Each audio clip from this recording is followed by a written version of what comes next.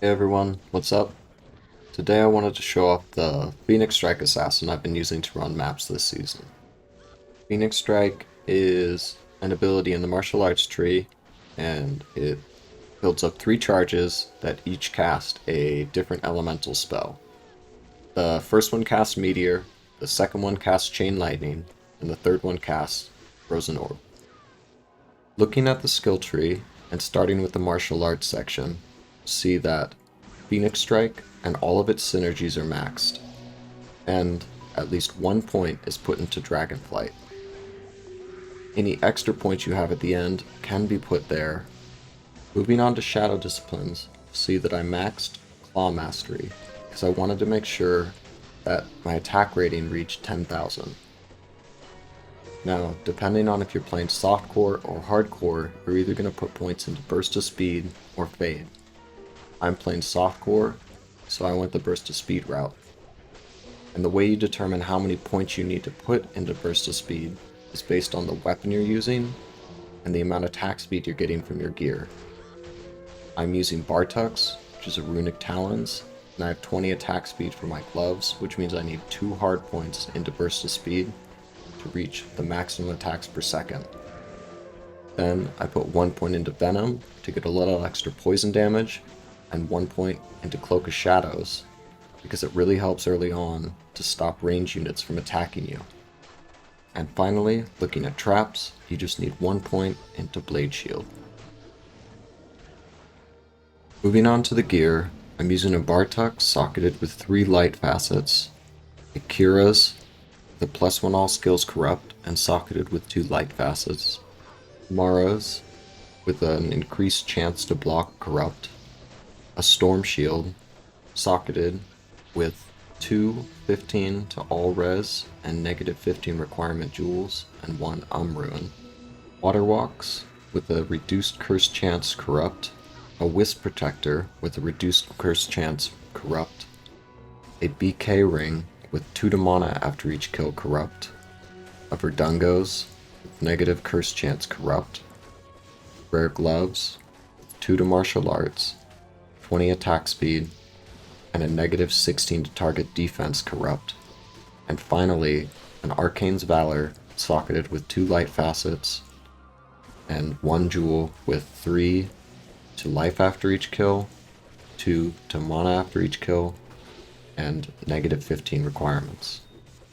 In the charm inventory, I have martial arts grand charms with life and some with faster run walk, 1 light damage large charm, and a bunch of life and resistance small charms. Looking at the stats, see that I put enough points into strength to use my gear, and enough points into dexterity to reach max block, and the rest went into vitality. Okay, so now you've seen how I built the character. Let's talk about some of the reasons behind these choices. Looking at the skills, I think the only place you can put extra points at the end, either Dragonflight, Claw Mastery, maybe a little bit into Burst of Speed, but probably not. So between Claw Mastery and Dragonflight, the reason I went with Claw Mastery, as I said earlier, was because I wanted the attack rating boost.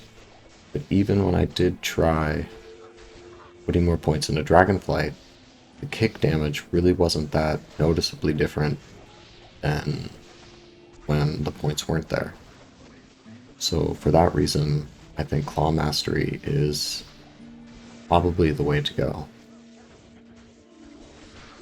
And then the choice between Burst of Speed or Fade, I think even in softcore you could run Fade, and it probably would be totally viable, because you wouldn't need to use damage reduction items, and instead you could use like the Gurkey shield, which is probably a better shield if you're trying to do more damage, and you wouldn't need to use res jewels. You could put facets there.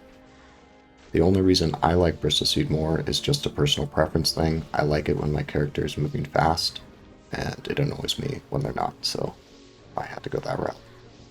But that being said, I have seen people playing hardcore using Fade and still clearing tier 3 maps with high densities in under 10 minutes, so the loss of movement speed will not slow down your clear times. As for the gear, I think that Bartux is best in slot for this build. If you're playing hardcore, I could see a case being made for the new claw they added this season, Stalker's Coal. It lowers the cooldown of Dragonflight, which would allow you to jump out of situations you felt like you were in trouble sooner, which I could see being quite useful. But otherwise, Bartux is best in slot. And why did I use 3 light facets instead of 1 of each color, or 2 light and a fire? Well, Chain Lightning is where most of your damage comes from. And I felt like focusing or stacking negative res or only light would be more beneficial, and if I ever did come across a light immune monster I couldn't break, I would just switch to Fists of Fire to kill it. Another choice of note with the gear is what to use in the offhand. I've seen other builds focused more on damage, either using a Gurkey's or another claw. In my testing with dual claws, the lowered chance to block just made your character too squishy and lowered your clear time significantly compared to a shield, which is why I think best in slot is a Storm Shield or a Gurkey's. If you do end up using Gurkey's, you're probably also going to have to use Fade, because you're going to need to make up the physical damage reduction lost by not using a Storm Shield.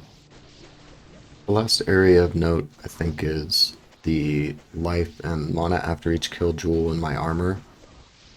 I think getting more of that, or at least having some of it, is important for this build.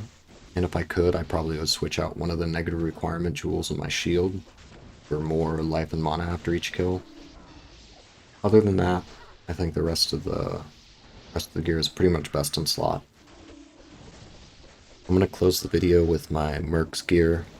Yes, I have an Infinity. No, you do not need it to make this build work.